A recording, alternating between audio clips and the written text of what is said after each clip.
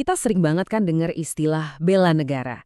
Dan biasanya pikiran kita langsung lari ke hal-hal yang berbau militer. Tapi gimana kalau ternyata membela negara itu sebenarnya adalah panggilan luhur yang bisa dijawab oleh setiap profesi, termasuk profesi kita? Yuk kita coba bedah konsep ini dari kacamata yang mungkin sama sekali baru buat kita. Coba deh, jujur. Waktu dengar kata bela negara, apa sih yang muncul di kepala? Mungkin gambarannya tentara berseragam, bawa senjata, atau ada tank gitu kan? Wajar banget kok mikir gitu, karena itu gambaran yang paling umum. Tapi, gimana kalau saya bilang, itu tuh cuma secuil dari cerita besarnya? Ternyata konsepnya jauh lebih luas dan relevan banget buat kehidupan kita sehari-hari. Nah, ini dia kuncinya. Bela negara di zaman sekarang itu adalah tanggung jawab kita semua sebagai warga negara yang diwujudkan lewat apa yang kita kerjakan setiap hari.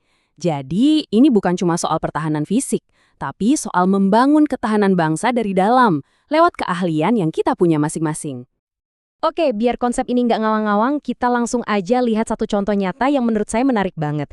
Kita bakal telusuri gimana sih seorang dosen keperawatan dalam kerjaannya sehari-hari bisa jadi agen bela negara yang hebat. Yap, bener banget, seorang dosen keperawatan. Pekerjaan mereka itu landasannya adalah Tridharma Perguruan Tinggi, yaitu pendidikan, penelitian, dan pengabdian kepada masyarakat. Nah, 3 pilar ini ternyata jadi contoh sempurna gimana sebuah profesi bisa jadi wujud bela negara yang sangat kuat.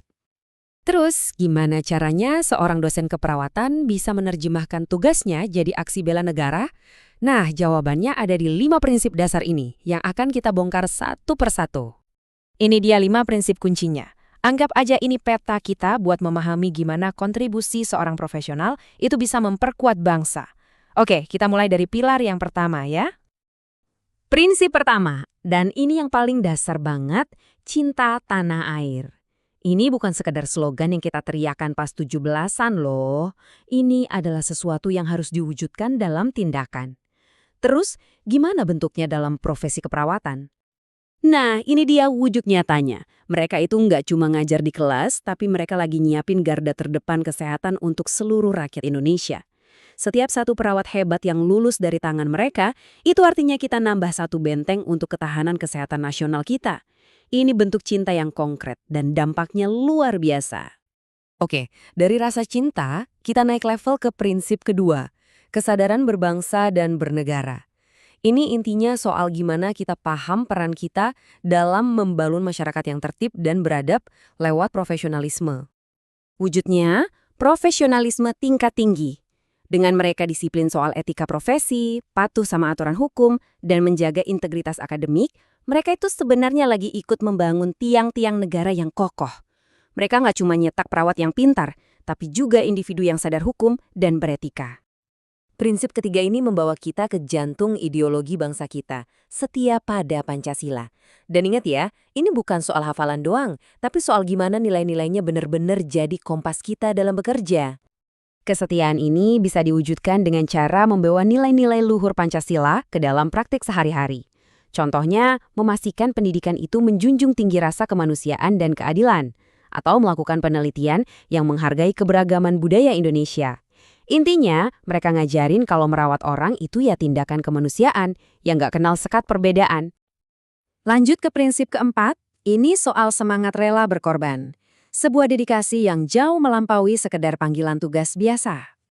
Rela berkorban di sini bukan soal angkat senjata ya, tapi soal mendedikasikan waktu, tenaga, dan pikiran ekstra untuk generasi penerus dan masyarakat.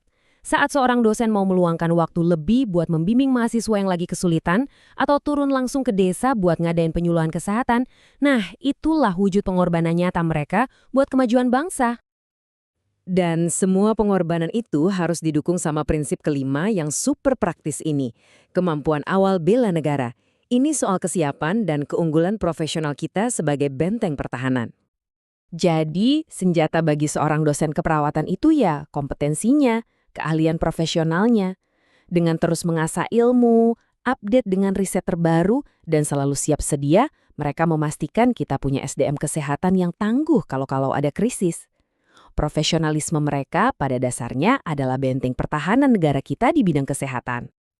Oke, kita sudah lihat contoh konkret dari seorang dosen keperawatan. Sekarang, mari kita tarik benang merahnya kembali ke diri kita masing-masing. Jadi, ini dia pesan utamanya. Apapun profesi Anda, mau itu guru, insinyur, seniman, programmer, apa saja. Kalau dilakukan dengan integritas, dengan dedikasi untuk kemajuan bersama, maka itu adalah bentuk bela negara. Keunggulan Anda di bidang Anda adalah kontribusi nyata untuk kekuatan Indonesia. Jadi, saya mau meninggalkan Anda dengan satu pertanyaan untuk direnungkan. Melalui pekerjaan Anda sehari-hari dengan keahlian unik yang Anda miliki, bagaimana cara Anda membela dan membangun negara ini? Jawabannya mungkin jauh lebih dekat dan lebih hebat dari yang Anda bayangkan.